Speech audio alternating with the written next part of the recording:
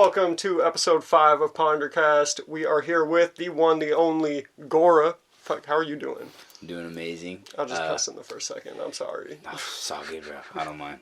That's got a dirty mouth too. So, but yeah, I'm happy to be here, man. Thank you for having me. Absolutely. Thank you so much for coming on. It's been a minute, but you've been busy as hell. I was looking at your Spotify today, and when I'm interviewing people, I like to write out their discography, so I have like a timeline reference. And you took up a whole page just off singles. I had to put albums and EPs in a separate column. Yes, sir. I'll show the community. That's a little sneak peek of my process, I guess. But I guess the most pressing thing, the thing to get out of the way, this video is going out on December 1st. If you are watching this on December 1st at 10 a.m., thank you. There's something else big happening on December 1st. Do you want to talk about what's coming up? So December 1st is actually also going to be the release date of my upcoming project, I Hate Gora, which is in collaboration with one of my best friends I met 3 years ago, and since then he's been, hand in hand with me in the production. And yeah, it's been a long time coming. We never did anything like release something together, so this is like a full actual like EP. It's not like a whole project, but it's gonna be like a 6-song EP, and it's got a little story to it and all that, and I'm really excited to share it. I'm super excited for the meaning behind all of it, and yeah, it's probably my proudest work yet. Dude, sick. I'm glad to hear. If you were watching this on launch day, I'm going to put the link in the description, so you can click over right away. It'll be freshly out. Check it out. But this is spanning back quite a long time. Your first single on Spotify came out in 2018. I know you were cooking up quite a bit before that. Could you talk about kind of how you came to music and like realizing you wanted to do this with your career? Yeah, like when I really like, so it all really kind of started with like, I'll bring you back to the beginning of it all. So 2018 was when the first like actual solidified single dropped. Like it was like Run It. I think that was like my biggest like thing to me at the time, was like just knowing that I could release a song onto a streaming platform like blew my mind. But it all started anyways with I had a friend of mine who passed away, rest in peace to JoJo. Fucking love you, man. He used to be very into music and making beats and all that stuff, and I came into it like seeing him doing stuff like this, and it made me want to do it. And like, I don't know, I just like, that's how I first started writing music, rapping and all that stuff, was because of this kid. And it really just came down to me like growing a love and passion for music after seeing that you were capable of like doing it with your own hands. Like you don't have to have anybody else do it for you. You can learn if you teach yourself. And so, I mean, yeah, that's where it all began. Until I spent 2 years, 2016, 17, kind of just identifying myself as an artist. I used to actually be formerly known as Notes. So I made the change. Yeah. Yes, sir. And I made the change in like 2017, 2018, which was when that single dropped. So the switch to Gora was my like real like, okay, I'm doing this, like the kind of defining moment of like, I'm creating I'm not necessarily persona or like character, exactly, but that's building kind out the artist. Exactly what it is, man. Like when it came to it, like I needed to create something that I saw it on Twitter. Actually, the reason that my name is what it is because it's something that I created with the first intention of having what's it called? I'm missing the word here, but what, like a pseudonym? No, kind of not. Gora Ireke is like you can look it up, and I'm the only one that owns it. So Word, okay. Yeah, it's there's a specific phrasing for it, but I am completely blank. Creating like a distinct name that like only I have and wanted to own. So I was Notes beforehand, and I'd seen a bunch of artists like Notes. Whenever I'd look up my music, it wouldn't show up like right away. But now I look up that name that I created so long ago, and it's all me and under me, and it's turned into me now. Like it's what everybody, like my friends nowadays, call me Gora. Yeah. And whatnot, but the kind of blending of the person and the persona. Yes, exactly. So. Sick. Yeah, when you were in that early stage, 2016 through 2018, starting out as Notes, what kind of like what was your production style like? Were you getting beats from other people? Were you producing for yourself already at that point? And like, how'd you get started on the recording end and the engineering end? Yep. So actually, it all started like I was paying people to do all this stuff for me at first. When I was like, as I say, that 2016, 2017 era, exactly then and there, like I was learning that it takes more than just like you recording your vocals on the stuff, and like I saved up all this money to get the equipment for it, and I didn't even have a laptop at the time or anything. I was like recording like my vocals into like this like free audio software that was like, you know, it was just like bare, you know, bottom, and it's just like I ended up hitting people up online that I just found on like Twitter. I was so like into Twitter and finding like artists who weren't like that like popping at the time and seeing the music they made, and that kind of helped me develop a style.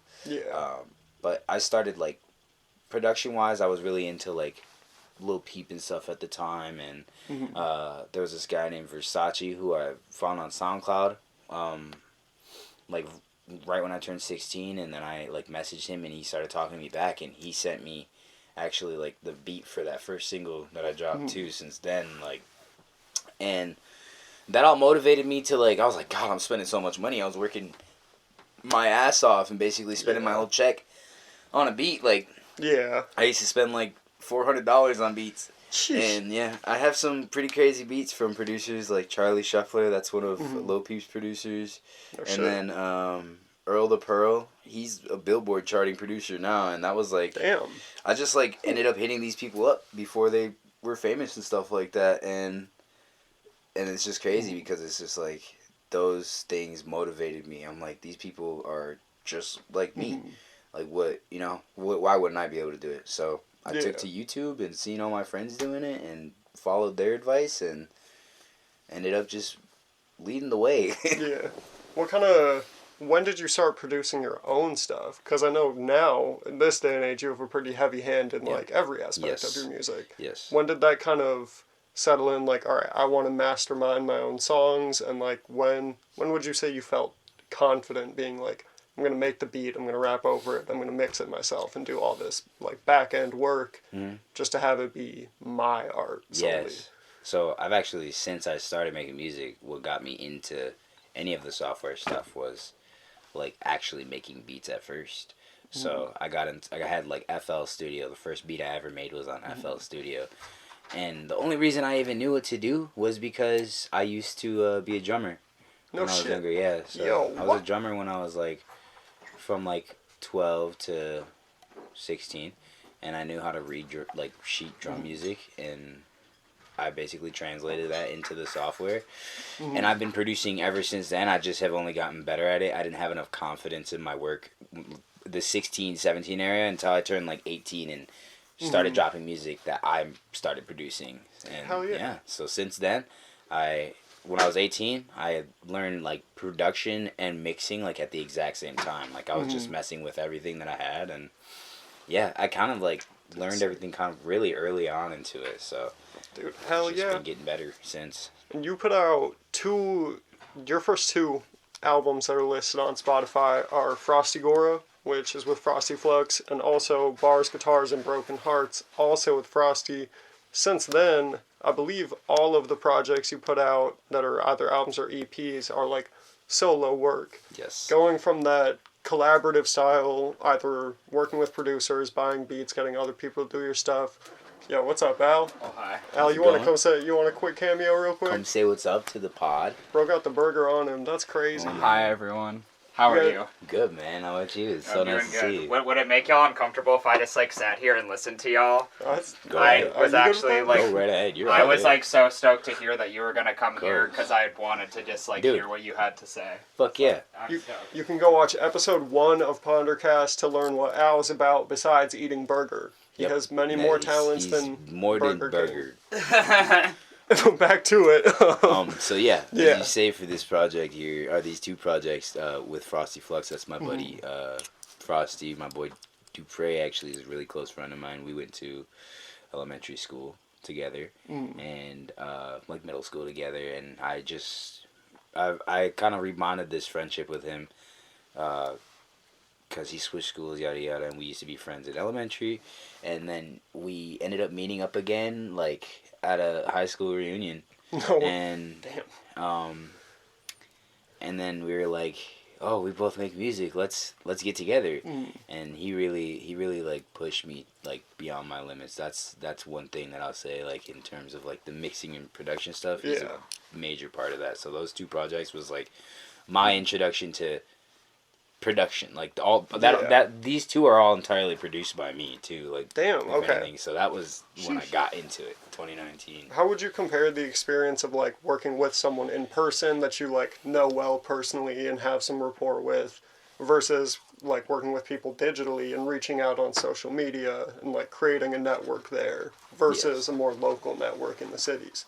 I've done both. I mean, we're in the age right now where it's pretty easy to do such a thing. But I'm always going to prefer the dynamic of having like a personal session with somebody and really creating something from the ground up, or like just from my experience of making music, I've grown so passionate about it, and a part of that process is like being within the presence of one another to understand like those emotions, because that's what music is. Yeah.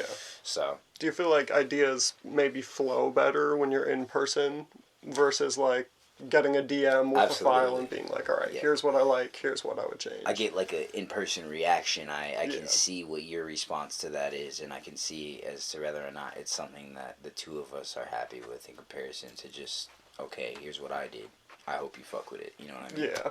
So. Well, shit. Going back to your discography being super long, like, by far, this is the biggest discography of someone I've talked to on the pod, and, like, it's because you just put stuff out, and, like, you obviously have a drive to release a damn song, or an album, or an EP. What's kind of your process in, like, deciding, like, all right, this is going to be a project, and just, like, on the other end of the spectrum, making a song and being like, all right, this is a Lucy, I'm tossing this out. Oh, man. Because it's clear you have ammo. Oh, man, you're telling me, yes. So the thing about that is, I really, like, for me getting to drop something, like, it's usually just because I'm overwhelmed in the amount of files that I have already, too. Like, I feel Can I make a pun real quick? Yeah. Would you say it's overwhelming? It is Stream Overwhelming by Gora. That's true. It is actually overwhelming. That was hard. So, I mean, dude, like, I have like thousands of songs now since I started making music, and it's insane. Like, I'm not even joking about that. Like, it's in the thousands finally. Damn. And I have so many things that I loved and never even like actually released too. But like these songs specifically that I did choose to release is probably because in that moment or in my life, like, it usually has to relate to, like, it's almost like a memoir to me. Like, it's kind of like it's just like, these are all memories and thoughts of like points of my life that like meant the most to me, and so I go back to them and I put them out because it's like that part of me that I wanted to share with the world. So that's what motivates me to really push something out if I like it enough. Like, yeah. For sure.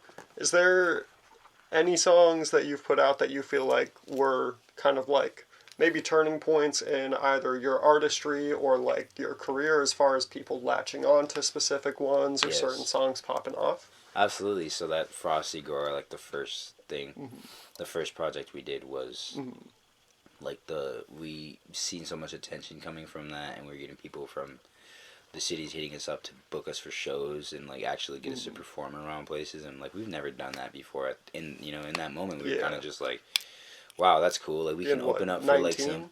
Yeah, I was 19, and we just like we're just trying to go hard at it. We were day in day out. Like, I this hasn't stopped, by the way, but we never slept. We never did anything. I was really into just horrible vices at the time, and it was something that I just like, I let it drive me. And so that's man, it's really got me thinking though, because like when you say like for projects wise, the most like I've felt like in terms of a turning point was when I released To and Fro. Yeah. So this is your first single or like solo made full length. My first full length like actual album. That I like officially did like a bunch of shit for and like produced the majority of that myself too, and it felt like a real solid piece. Like it had a story to it in my eyes. And that was what like, you know, that's what like when I tell you like I choose songs based on like how I'm feeling, like all my albums and projects are usually like I've done this since, and not a lot of people know it, but my intention is that since To and Fro, I released that on my birthday, and ever since that birthday, I believe my 20th and 21st birthday, 20th birthday, I've released an album on my birthday since, and it's basically, that album is about like my life or what I've gone through and dealt with, like, and just kind of like it's sectioned out in that way too. Like most of the songs are made in that progression. Like it gets towards the end of the year, like as I do. So yeah, it's kind of like it's like hearing leaving me grow. a timeline for yourself. Literally just hearing me grow. I don't know if that super loud motorcycle got picked up, but we're gonna move right past it. Your shit is like moments too. Like I feel like when your shit comes out, it's like. No, just go in front. Like I said, like I really wanted to like be here because like you put out so much shit, and it's like I know like we've like very like in the past and like briefly we've like talked about like beat shit because like I feel like you were probably making beats before me, but like you were like one of like the few people who I really like knew like that like made beats, and I would always just like be on Snapchat and like your shit is no debt, and it's like your work ethic was just like it's just like alien, like it's fucking ungodly, and like every time that like you drop a project, it's like it's just like all of this like literally the day before you made like 10 like new beats that were all just like crazy hitting, and then you're like, oh yeah, but I'm putting this one up, like whatever. It's like oh, your shit is like moments, like exactly every time. Like I just like saw the cover, like I remember when that shit came out. Like dude. That's so crazy because like when you say that, dude, like I actually like, and it's funny too, I also have this tradition with these albums. It's kind of like I do this for myself more like, and it's funny because usually my favorite song on the album is the song that I've made the latest, like before it released, and I always do like a last minute change, and basically like these last 3 albums I recorded one song on the album the day before, all 3 of the songs. So there's 3 separate songs on each album that I recorded the day before I released it, and they're like all my favorite performances that I've done on them. On my latest, Do you think those kind of last made tracks that you're throwing in like encapsulate the process of the album in a way? Yeah, and it's it doesn't have a specific place to be, but based on how that feeling is in the song, like I'll go through it and then place that song somewhere in the album that I think it deserves to be, but like it kind of like is like the glue. Like I'm not done yet until that one's done. Like I knew in my mind I was gonna do it, so I just like I let it happen. Dude, it's sick. Talking specifically about production, there's 2 songs I want to ask you about. Who produced Overwhelming?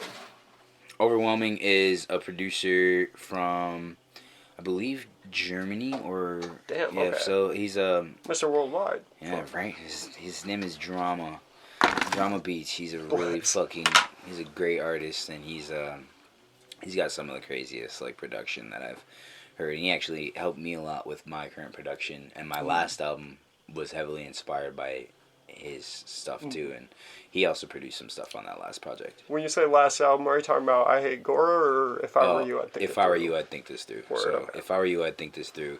He did a lot of work on that with me, and yeah, man, I actually found him on YouTube. I was just listening to YouTube beats, and then I hit him up, and then locked in with him, and finally like he sent me a bunch of loops and stuff like that, and then helped me get this album done too. And man, it was crazy meeting this kid, because I don't know what it is too, by the way, but since I started making music, you know how you say working with people electronically or anything like that, almost all the producers that I work with are from like Russia. Oh shit. Or one of them's from Belarus, and like they're from not like they're not from my country. Like they're not. Yeah. Like they're across the world, and far, it's just very nuts far to me. from the Minneapolis Yeah. rap scene. And they've all like it's all every single one of them had reached out to me saying like, oh yo, I want to send you beats. Like I really like your music. Other than drama, like that's like my experience with like producers and like working electronically. I'll get a lot of production from people like that. So Hell yeah. I do want to hop back into that, but I also want to ask about Step Out with District 6. yes, Because that song, I mean, I produced I that. didn't even finish on Overwhelming. That's a crazy ass song. Oh god, Step Out is like, yeah, I try to avoid comparisons, but like Gex wishes they could make that shit. That is nuts. Yes, You said sir. you produced that I song? produced that whole song. Dude, the way you two trade off in that one is Yeah. like actually nasty. That Produced the song whole is so thing, crazy. mixed it all. We went through like 5 iterations of that song, and that one I had the verse sent to me because that's like one of my close friends. But he's been in LA. He moved out to Shit. LA. He's working on stuff over there. So I was gonna release the album, and I got his verse for that like 3 days before the album came out and then I just sat there mixing it for hours, and I just like it wasn't sounding right, and then I finally got that last mix and I sent it to him. That's what I'm saying. Like I wouldn't have to do all those iterations if he was with me in that moment. But like that's a good example right there. Is like I ended up getting it right, and then like he ended up doing 2 takes of that verse because he just didn't like the first one at all, and then second one just hit, and now it is what it is. And yeah, everybody asked me about that one. That was probably one of my proudest moments of production. Yeah, Dude, that one is just like gnarly as hell. yeah. Do you ever get like surprised by the process of like getting things sent to you by other people, and like even not being able to see the reactions of people in the room? Like when you get something that you weren't expecting, how does that kind of change the song in your mind? Production wise, at least, like if I'm getting sent a beat or something, that's a completely different story because it's just like you're going through like a discography of beats. Yeah. Like a producer will send you his beats, and like they're meant to be listened to, so it's different than like if I get a verse. Yeah. I've been impressed a couple different times, like from like this guy Lovely in Texas. He sent me a song that was like an open, and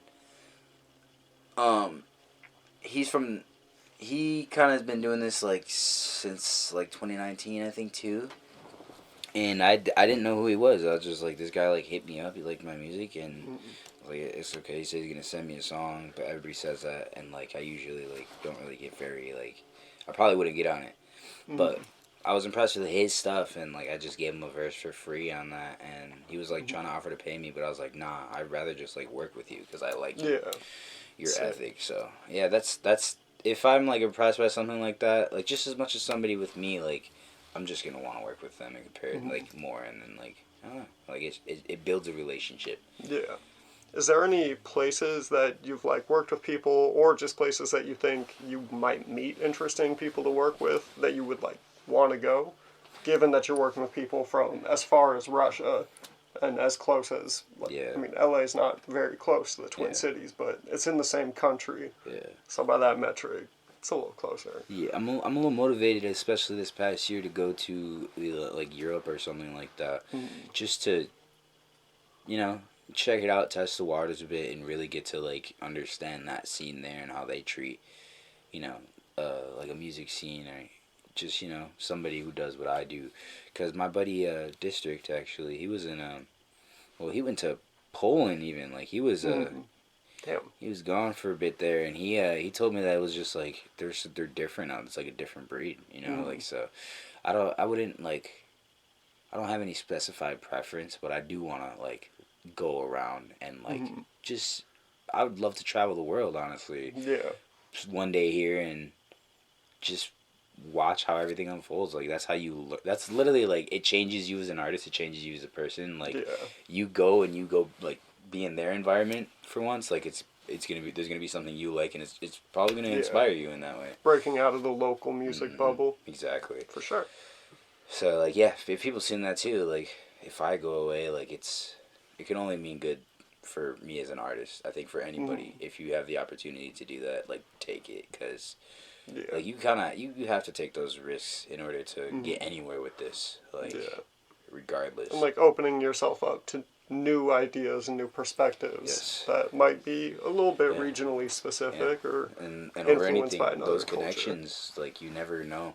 You never know, like, what a connection across the world could do. Like, Absolutely. just because you go spend time with somebody over in Poland or Germany or something like that, and then they happen to know somebody there, whoever, who's really, like, big in this scene, and they know you, and, you know, you made that connection now, so it's always going to be, like, a possibility or something happening. There's more possibilities, the more connections you make. Yeah, and, like, the further you go, if you are linking with someone from, you said someone you know is working in Poland, Yep.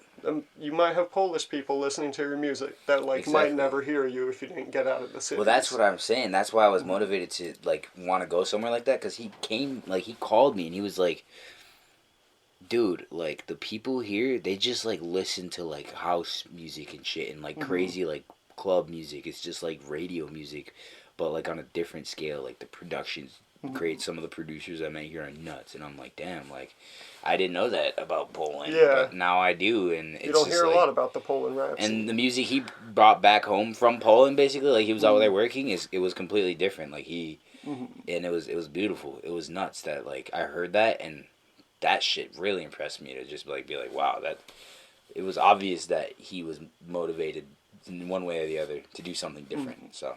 Do a sick. We could take a little break quick, and then when we get back, it'll be just a second for you guys. When we get back, we can talk a little bit about the local scene in comparison. All right, hopping back in. Special guest Al. This is the lore episode. Oh, God.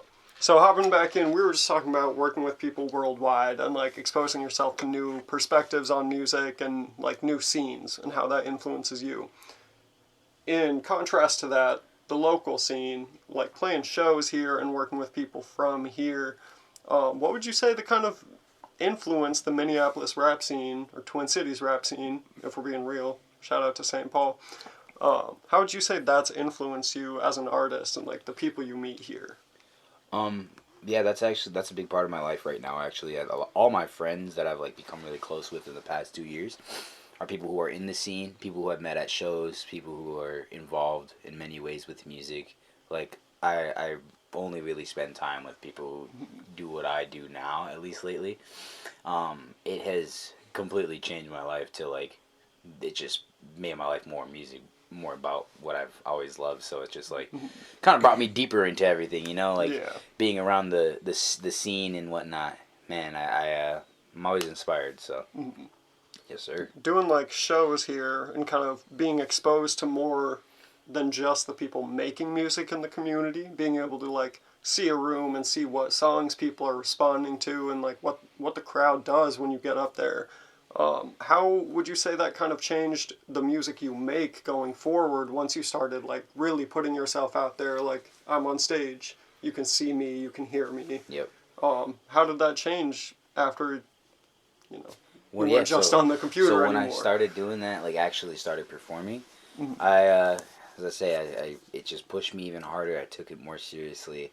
I learned that there was even more to it than I thought. Like, it just taught me that I had more to work on. And since then, right now, it's still, like, practice to me every day.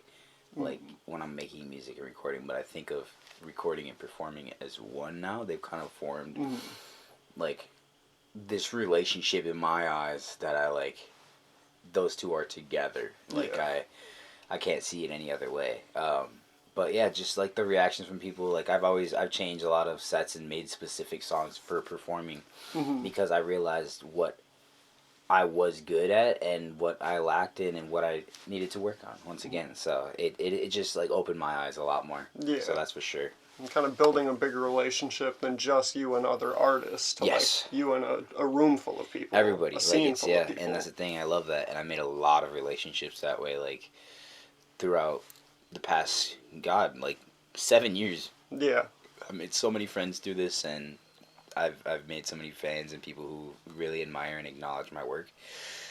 And that's all, all motivating me, and it's all going to push me. When did you first, like, perform live?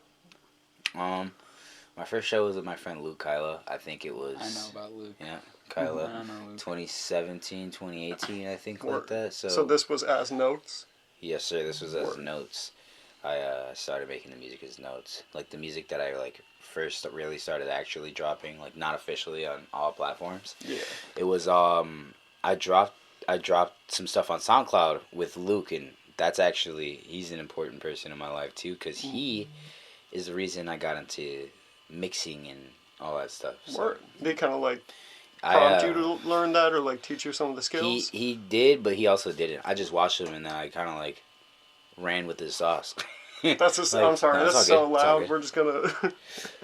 But yeah, man, like, he inspired me more and more. Like, that's the kid that got me into my first show and shit. I did a verse on my friend Jav's song, because we all used to just make music together, and they got me on a song, and he released it, and then they're like, you want to come perform at this show? And I was like, dang, my first performance. So, yeah. That's great, because I, like, dead ass feel like I remember, like, hearing, like, the first, like, beats that, like, Luke ever made. Yeah. Like, he was, like, remixing, like, Panda and shit. Yeah, and, like, real old, like, but, like, it was just crazy, because it was, like, such a pivot, and then, like, y'all, like, linked up, and he just, like, in the same way you did your shit, like, he did his shit, and it was just, like, damn. Like, dude, I seen that in him, and I wanted that for myself. Like, yeah. Hell yeah. I didn't want it any other way. I seen how fucking good he was at what he does, and how, like, his thought process of it was, and I was like, I need to get there. I'm gonna get there. So, yeah. What would you say is, like, the most memorable or pivotal... Oh, my God. I swear I know how to talk. I promise. I'm trying to beat the allegations of stuttering. I'm gonna cut a second here. But...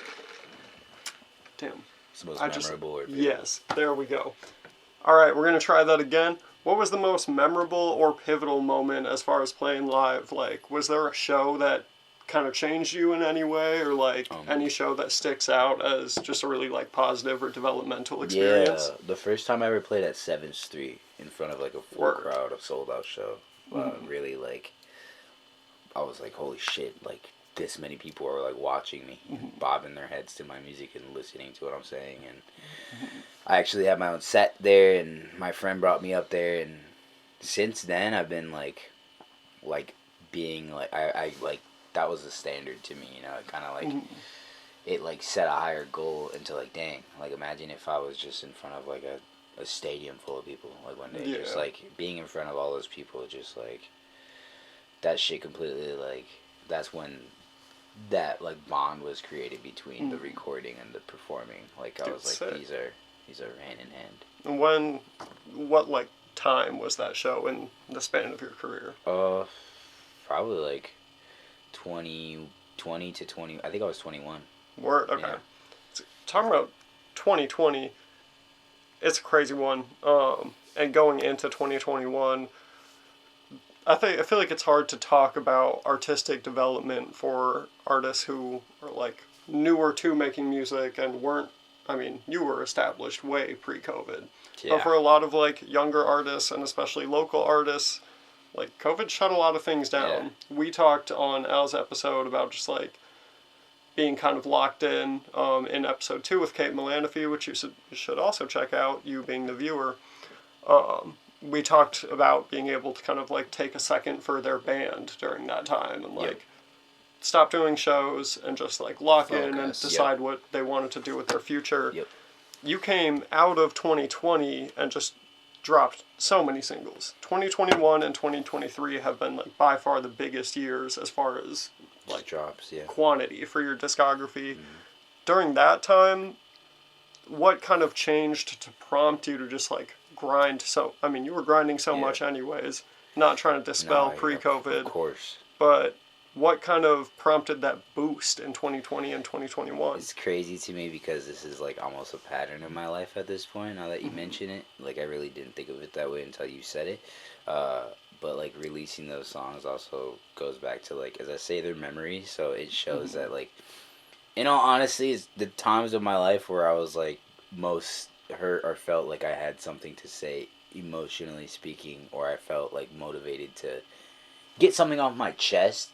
And that's, like, it's basically me, like, like dropping those pieces there because it's like, yeah, this is like, it's been crazy. This has been a crazy year. Like I'm in that moment again right now, like where I'm just like so locked in, and like I'll sit there and make like 4 songs a day, and like I've been doing that since like 2020. I'll like get into it, and then I like end up getting into a relationship or something like that, and then I focus on that, and I kind of stem away from working on it as much, and then I get out of it, get emotional, and turn into this like machine. Yeah. It's crazy, dude. Like I get so motivated by like just having myself and like knowing that I'm like alone again, and that's like what that. It's been a consistent thing in my life. Yeah. Like people come and go, but like I just express it more. Kind of a cycle of ebbs and flows with like how much time you're putting into production versus other aspects of your life. So as you say, like you're with a person on top of an artist. Like with that, there's a whole other side. Project that you're saying, to and fro. Like that, the title within it, like literally signifies that in my life. That was the first time I've dealt with something like this, and grinded so much. It's because it's like to and fro. Like literally, what it means is like to and from, like to go. Where you've been and where you're going. Yep, and that represented everything in my life, like the relationships, my personal life, and what I thought I was doing, and the art in general. So it was just like, moving into, I mean, barely post-COVID, it's still out there, but into the more modern day, post-lockdowns, this year is the first year that you, as far as I know, correct me if I'm wrong, this year is the first year you got 2 albums out. Because you put out hella singles in other years, but this March you release If I Were You, I think that this through, and today the episode drops, because if you're a real fan, you're watching on day 1, and if you're not watching on day 1, that's okay. It's fine. It's like, it's totally cool. I'm like actually not even pressed about it, if I'm being honest. But the day this drops, I Hate Gora coming out, so you got 2 full albums in a year, or album and EP, but two projects to your name this year. What's the kind of grind been like in the past couple months to like get all this out there? Actually, I intended on dropping a whole entire album again. Okay. But then I like started working more, and I'm making like the best music in my life right now. So all the shit that's coming out today, December 1st, that shit is like within the past like year of my life. But like where I'm like kind of like working for right now, this upcoming album, I think it's probably gonna be my like either birthday album, or I'm probably gonna drop it at the beginning of the year and then the birthday album. So I have a plan to drop some dimes within the next couple of months. But like, yeah, regarding that, like I don't know. I think that I've been motivated to drop more, and people tell me that too. Like they like how it's going, and with my last project, If I Were You, I think this through. I had good feedback with that, and I think that a lot of people had like songs in there that they really admired, and so I'm trying to do that with this upcoming project, I Hate Gora, by like I curated these songs like specifically for that. Like you should like all of them. Probably if you like all these specific songs, like I kind of took that and then I compressed it into these tracks, and yeah, that's what it is, man. In the transition of working on another full-length album and then changing it into an EP and kind of locking in a certain time of your life and moving on to upcoming albums, how do you kind of pick and choose the songs that are like, this one's not quite ready for this project or doesn't fit in well? Or I don't want to say that really, but choosing which ones do fit in well for a specific project, and when you know to save ones for other projects coming up. What's kind of the criteria you use to like decide that? I like to go by ear from a lot of people too, not just myself.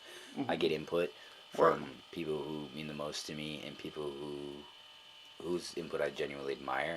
There's people who I look up to that I send these things to, and I know based on their reaction and how they treat it, or when I show people in person, like I'm like, okay, this is one of the ones. Like I kind of put every single track through like a process with like me and the people I love and the people who I care, about the most. Because it's really just like, if they're enjoying it with the intention that I've had, like if that point's getting across, then like I've done my job, and it's ready to go. Like it's like that's what I just stick it in there. I'm like, yep, this is definitely one of the songs. Then sometimes I'll get like, I'll think something is amazing, and then I'll show other people, and it doesn't get any reaction that I'm thinking of. So I'm just like, okay, I'll just hold on to that, and maybe in the future, if I come back to it, it could be worth it or not. Kind of using your personal community to help like inform the artistic persona. Exactly. Yes. Sick. Is there anything you want, given that I Hate Gora is out now for the viewers, I know we're still a little early on it, is there anything you want to talk about this album specifically that you're like excited about, or anything you like tried differently, or? This album is in honor of one of my best friends who died a few months ago, or like 2 months ago. Sorry to hear that. No, it's okay, brother. It's life, and this is something that like it's to represent that death yet a celebration of life. Yeah. And that's what we're here for. So if you go through the album and if you're listening to it, just know that it has intentions to just kind of keep you, I guess, like on your toes for what's about to come. So this is just more of like a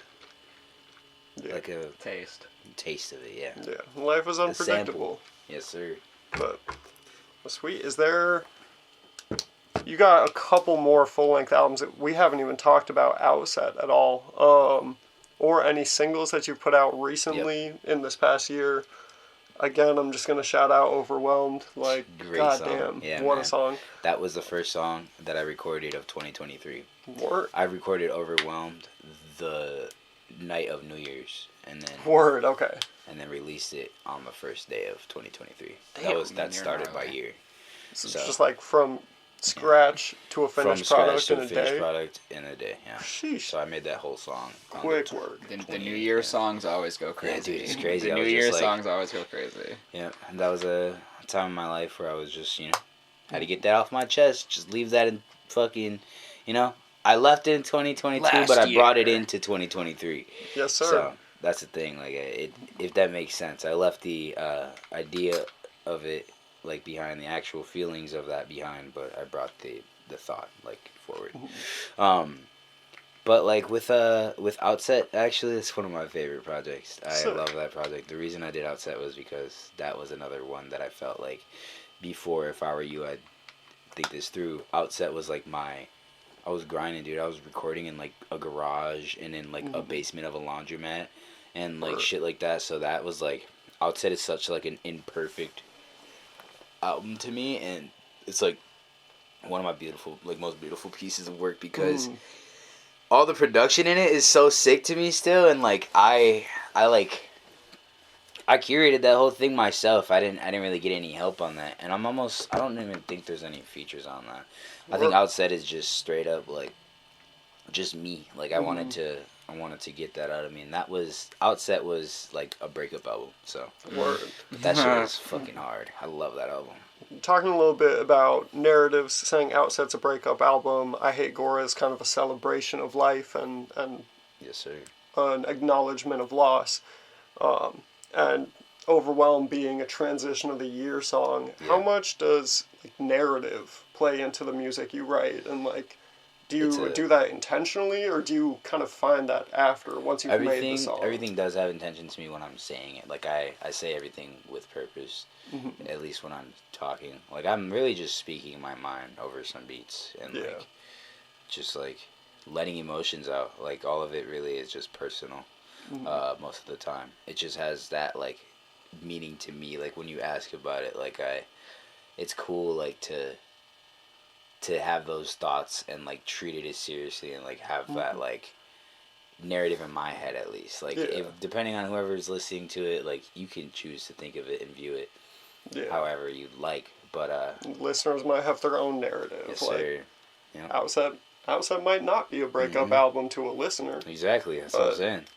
You never know. Like, you just listen to that, you're like, oh, this is a little summer joint. Like, this is just like, it's whatever. Like, I make music for, like, it's really just almost like therapeutic. So, yeah. Earlier, you said something that really caught my attention. You said you're making music for you, which is, it's convenient that Al's here right now, because in your episode, Al, your, like, closing statement was, I make music for me. Like, this is what I want to do for myself. Does it, I guess, are you, like, comfortable with people having kind of different takeaways from the narrative that you put into the music? More than that, what's crazy is I really do that for people to relate to. Like, a lot of the times, that's one thing that I found about my music is a lot of people find it relatable in certain ways, or you can view it with the situation that you're going through at the time. Yeah. And songs, like, the meaning of a song has changed to me several times of certain songs that I've made because in the moment, like, it was crazy. Like, there's a song on my last album, If I Were You, I'd Think This Through. It's called How Are You? And I wrote the song with intentions of my buddy, like, one of my best friends, Titus. I wrote a song to him while he was in jail. Like, kind of just like, yo, like, how are you? I'm doing well. And then I wrote the second half of that song to this girl that I was, like, getting into a relationship with, like how are you? Like, and then my last, like, show that I performed where my friend, that song was about. Yeah. He never even heard that song because he was in jail. And then he got out, and then I performed that song, shouted him out on the stage, and when I was like, damn, like, I never heard that shit. That shit made me want to cry. I didn't know that was for me. Yeah, no, yeah, real shit. And then he died a month after that. Shit. And then in the beginning of the song, it's got like a sample of him FaceTiming me. And now that song is kind of like a goodbye instead. So it turned into that. And everybody listens to it now. My family, like all of our friends who knew him, they hear that of him and they're like, damn, like it was before he even died. And it hits and hurts a whole lot more now knowing like that I'm like sending him a message still, but like and it's a memory of him. Yes, sir. It's he will live on through that song existing. Immortalized, like, literally exactly right. Immortalized. Yes, sir. And you were talking about like capturing moments in time, and I think that's related, but it's a specific concept. Like this isn't just about what was happening in my life. Yes. This encapsulates someone else, and man. Well, I'm sorry to hear that, but also, like, it's very impressive to hear you talk so eloquently about, like, just kind of the dedication of the song, and kind of how the meaning can shift over time, and the narrative being able to change, like we all change as we grow. Like, being markers of time can also be a marker of the growth that comes after. Exactly. Looking back on those things. One thing that I love is, like, when I say, like, in terms of relating to something, like, I'll send a song to somebody and they'd be like, did you write a song about my life? Or, like, what the fuck are you talking about? I'm like, dude, like, you hear what I'm saying and you felt that shit because you're, like, we're not, that it's to show people that they're not alone a lot of the times, you know? And even in different circumstances, if you're both relating to that piece of work, whether you made it or you're listening to it, that is a bond. Bond over, exactly right. That's exactly what I was going to say. Dude, for sure. Beautiful. Yeah, music is, as they say, it's subjective, but over anything, it is always going to have meaning to me, and it's all I care about. So, like, I would literally die for music, and I have no problem, like, putting that out there in the world. Because I know that I'm going to leave everything that I've created behind, and your work's mark on the world. Yeah, your work is far gonna outlast you. You know what I mean? Exactly. Like, I'll this be shit gone will one literally day. Forever. But that's shit. My kids are gonna hear that. My kids are gonna hear my growth and have that in their hands, like my life for them too. So like Earlier, we'll kind of wrap up soon, but I want to talk a bit more about the future. Before we were recording, we were talking about, like, not liking necessarily sharing too much about things that are, like, upcoming. But if we're talking, like, far, far future, not like, of course, when are you dropping your next album? Of course. For future goals and talking about kind of, like, leaving that legacy behind for your kids to hear, what things do you, like, want to do with the rest of your career? Because you've been at it for a long time, but we're also like all young. Like, you got a lot of time to keep going. You've done so much in such a short amount of time. Yeah, man. I have really big plans for my future, and I know for a fact that like it's all gonna make sense to me when I buy my dad his first like house. When I buy him like a full on crib like myself. That's like my motivation. Like that's one thing that I've always thought about, and it's like the top of my mind. Stuff like that, man. Like I do want a future with like kids eventually, but that's not what I'm thinking about or focused on right now. And I'm now like at a point in my life where like the future is like I have to make it what I want it to be, otherwise it won't be. You know what I mean? That's real. Subscribe to this YouTube channel to help me have a future. Please subscribe. Thank you. Show my boy some love. He's great at what he does. But kind of moving into closing statements, is there anything you want people to know about you or your music? I know that's a super vague question, Gora, but I'd like to put it out there. I love music. I love my music. I love everybody's music. Music inspires me. Music gets me going. Music makes me want to cry. Makes me want to smile. It makes me want to yell. And it's just like a release. So if you ever need a release, or if you ever need, to feel something, just know that music's always going to be there for you. And that's how I'm going to think of it. So with that being said, don't forget to stream the album December 1st. Link I in Hate bio. Gora. And I got a whole lot more coming for you. Hell yeah. And I love you. Yeah. Well, Buzz, you look Yeah, like you're hold gonna on, jump hold in. on. Is there anything you I want to ask like one question, and this is more of like on some like producer like shit, but it's like, and it kind of, I mean, I feel like I've said this like 10 times since I've walked into the room, but like one thing that like, even though like we don't know each other like super well or anything like that, like I've always like seen you like from afar, and because like we both like made beats or whatever, I always just like was tapped in just because I was like, okay, this is someone we're like from like the kind of from the same place, and like we like both do like the same shit, and like I feel like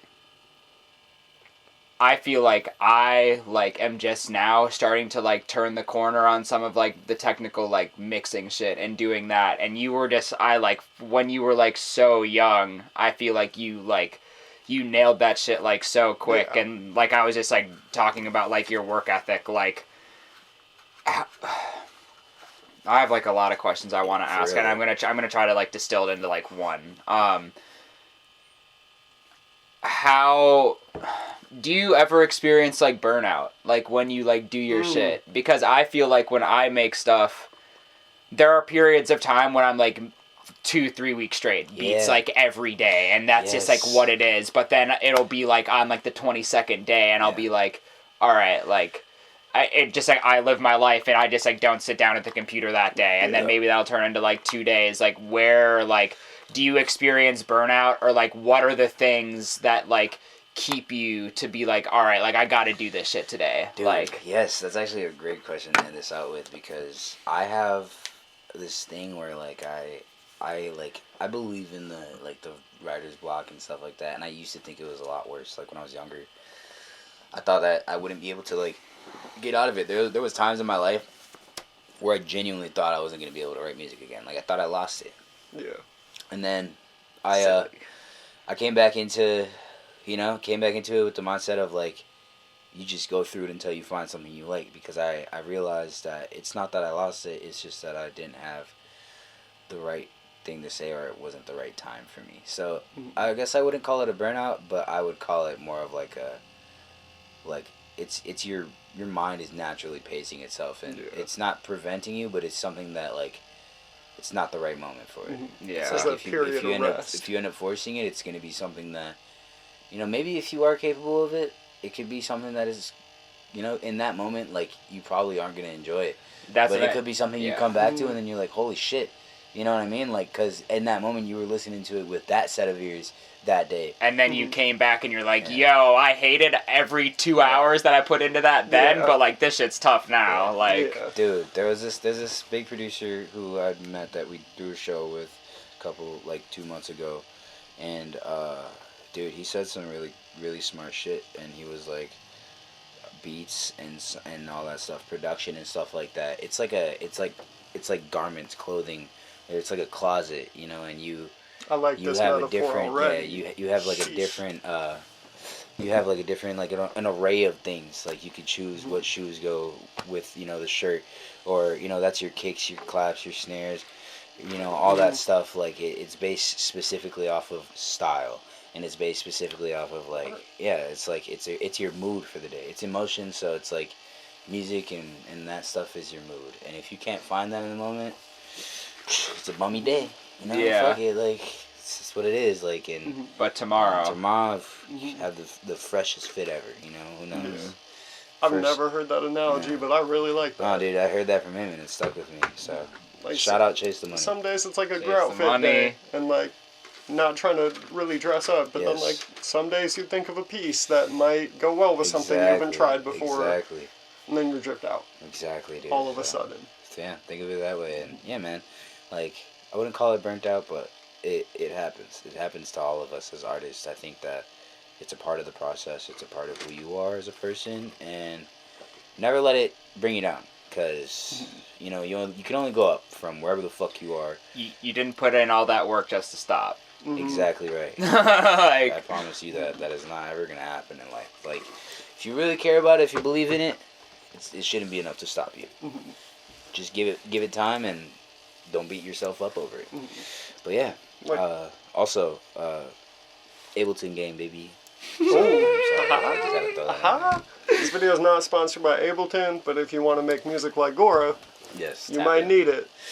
I'm Gotta just get saying. Ableton. Well, sweet. Thank you so much for coming on. I Hate Gora is out now if you're watching this. So hit that link in the bio.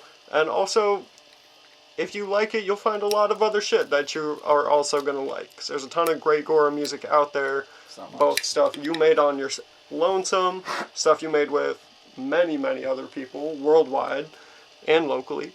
And that is going to be it for today. Thank you so sir. much for watching, Gora. Thank you for, I don't know if I've used your real name this whole time. So I'm going to just keep calling you Gora. But thank you so much for coming You're all on. good. And, oh, I forgot the outro. I almost forgot the outro. I hope you found something either interesting, informative, or insightful. There it is. I'm not Ponder lacking Media, anymore. motherfucker. Ponder, Watch baby. Media. Bye. Adios. You are watching Ponder Media.